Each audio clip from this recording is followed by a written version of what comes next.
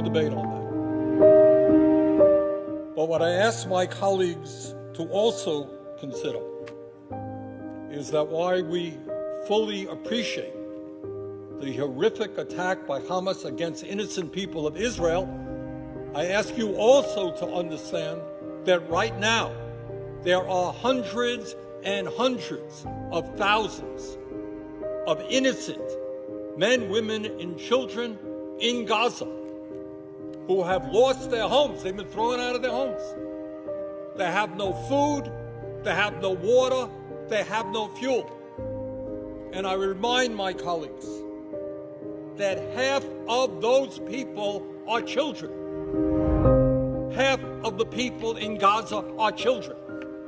So yes, we are united in doing everything we can to destroy Hamas and their terrorism. But I implore you, do not take Hamas's inhumanity and brutality and terrorism against children who are 3 or 5 years old. I ask you to think for a moment.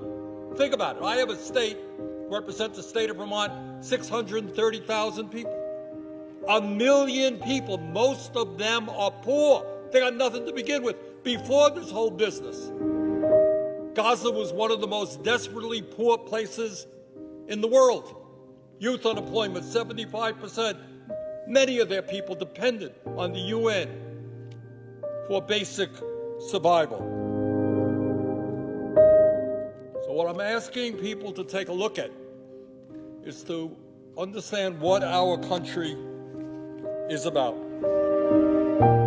And what our country must not be involved in is making the horrific and miserable situation in Gaza even worse. Many of the families, and again, these are people thrown out of their homes. They don't know where they're going. They don't know who will accept them. They don't know if they're ever going back to their homes.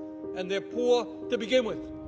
And do we really want to deny those people aid from the UN and other agencies to feed the children, to provide water for them? Is that really what we are about? So, of course,